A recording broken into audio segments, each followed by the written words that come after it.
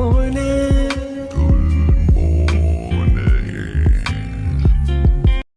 morning, my friends. Today is indeed a good day. I can love you and be your friend, even if we think differently, believe differently, act differently, look different, or come from different places in life. You are welcome here. With that in mind, let's get our day started together.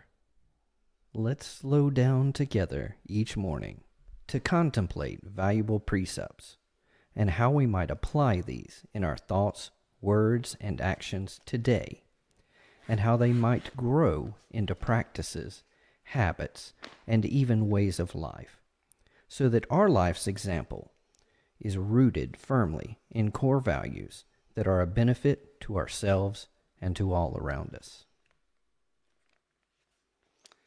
Good morning, my friends. I hope you are starting out another wonderful week. And this morning, I'm contemplating the precept, the goal, the treasure of integrity. And when we talk about integrity, it isn't just about knowing or espousing certain principles. It isn't just about practicing and going through the motions of adherence to principles.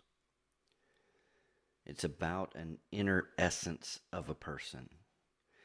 It's about a firmness and a sound footing that won't be shaken. It's this inner grit and wholeness that is tested and proven. It's easy to understand someone with integrity's principles just by watching how they live. They don't even have to tell us. This is what I'm talking about with integrity this morning. Integrity. There's a lot of flash. There's a lot of show in this world. And sometimes that's a mask. Sometimes that's hiding things. Sometimes that's covering things up and sweeping things under the rug. That's not integrity. So let's dig a little deeper into integrity. Honesty is a requirement for integrity, especially honesty when that honesty seems to come at a cost. People with integrity will follow through on their commitments and can be trusted. Someone with integrity doesn't just work for the next raise or recognition, but they work hard because providing value is part of who they are. Those with an inner integrity will accept accountability for their actions and will hold themselves accountable, looking for ways to grow and improve, not hiding from responsibility. When someone has integrity, they'll help others who are in need. They are patient with others, and they've learned to be patient with themselves. They are grateful and gracious, and they respect others. As we think about integrity, we may think about areas where we have fallen short of perfect integrity. All of these precepts, these things that we talk about each day, they're not as much to gauge ourselves and give ourselves an A or an F, but they're to gauge ourselves, to examine ourselves and say, how can I take one step closer? This approach, this being honest with ourselves, being hardworking about heading towards our goals, being patient and even gracious with ourselves is part of building that integrity in our own lives. A successful businessman was growing old and knew it was time to choose a successor to take over the business. Instead of choosing one of his directors or his children, he decided to do something different. He called all the young executives in his company together. He said, "It's time for me to step down and choose the next CEO. I've decided to choose one of you." The young executives were shocked, but the boss continued, "I'm going to give each of you a special seed today. One of each is very special indeed. I want you to plant the seed, water it, and come back here 1 year from today with what you have grown from the seed I have given you. I will then judge the plants that you bring, and the one I choose will be the next CEO." One man named Jim was there that day, and he, like the others, received a seed. He went home and excitedly told his wife the story. She helped him get a pot, soil, and compost, and he planted the seed. Every day he would water it and watch to see if it had grown. After about 3 weeks, some of the other executives began to talk about their seeds and the plants that were beginning to grow. Jim kept checking his seed, but nothing ever grew. 3 weeks, 4 weeks, 5 weeks went by. Still nothing. By now, others were talking about their plants, but Jim didn't have a plant, and he felt like a failure. 6 months went by. Still nothing in Jim's pot. He just knew he had killed his seed. Everyone else had trees and tall plants, but he had nothing. Jim didn't say anything to his colleagues. However, he just kept watering and fertilizing the soil. He so wanted the seed to grow. A year went by, and the CEO asked the young executives to bring their plants to work for inspection. When Jim told his wife that he wasn't going to take an empty pot, she asked him to be honest about what happened. Jim felt sick to his stomach. It was going to be the most embarrassing moment of his life, but he knew his wife was right. He took his empty pot to the boardroom. When Jim arrived, he was amazed at the variety of plants grown by the other executives. They were beautiful, in all shapes and sizes. Jim put his empty pot on the floor, and many of his colleagues laughed. A few felt sorry for him. When the CEO arrived, he surveyed the room and greeted his young executives. Jim just tried to hide in the back. "My, what great plants, trees, and flowers you've grown," said the CEO. "Today, one of you will be appointed the next CEO." All of a sudden, the CEO spotted Jim at the back of the room with his empty pot. He asked Jim to come to the front of the room. Jim was terrified. He thought, "The CEO knows I'm a failure. Maybe he will have me fired." When Jim got to the front, the CEO asked him what had happened to his seed. Jim told him the story. The CEO asked everyone to sit down except Jim. He looked at Jim and then announced to the young executives, "Behold your next chief executive officer, Jim." Jim couldn't believe it. Jim couldn't even grow his seed. How could he be the new CEO? The others said. Then the CEO said, "1 year ago, I gave everyone in this room a seed.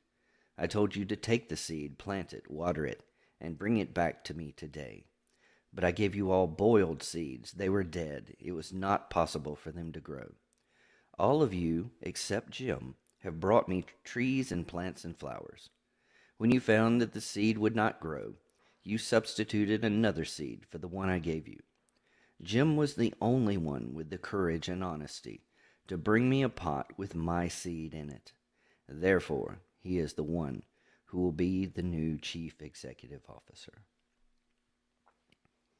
This is a story of integrity. Jim stood by what he knew was right, even when it was embarrassing, even when he felt like a failure. Many of us will face things in this life, seasons in this life that will feel like a empty wilderness, a place of lack, a a place of failure, a place of loss.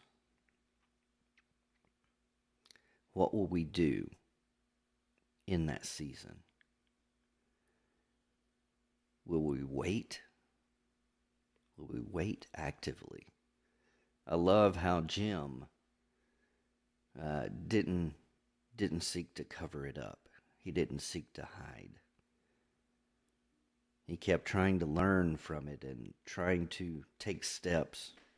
And even when he didn't see that his steps mattered, he kept going. This is integrity. Man, I fail at this. I've done podcasts and different things to try and reach out and share and build relationships with folks who may share the same values or goals. And sometimes I get discouraged. And sometimes I just stop instead of being like Jim, instead of continuing, instead of staying after it. Man, I want to be like Jim. Just faithful and true all the way to the end. But you know what? We can't live off of yesterday's failures. We have a day in front of us today. No matter how we have walked, no matter how we have lived, we can look at this story of Jim. We can look at this precept of integrity. And we can say, today is the day. So that's my goal today. That's what I do with studying these precepts, is I remind myself, even if I'm only reminding myself for me, it's worth it. The practice of going through this isn't about building an audience. It isn't about having a beautiful flowered tree that everybody looks at. This is my practice. This is my path. I promise you that in those times where you don't see your seed growing, something is still happening. I have to remind myself that. It's not always what you see in the moment. Sometimes as you're walking through a dark season, dawn is just over the ridge. I look out my front window this morning and the sun is rising and it's beautiful out of my front windows. May have been dark last night, but it's going to be bright and beautiful today. I love you, my friends. I hope that there's something in this of value to you. If you want to go deeper into some of these things, dig into these precepts, discuss. I love your feedback. I love your wise counsel that so many of you at different times have reached out to me and we've been able to share. Have a wonderful day, wonderful week, and hopefully we'll see each other again soon.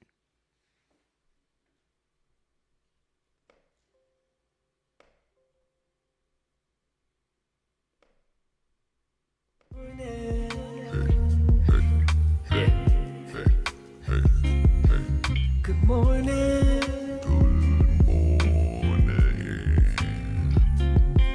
Good morning. Yeah, yeah. Good morning.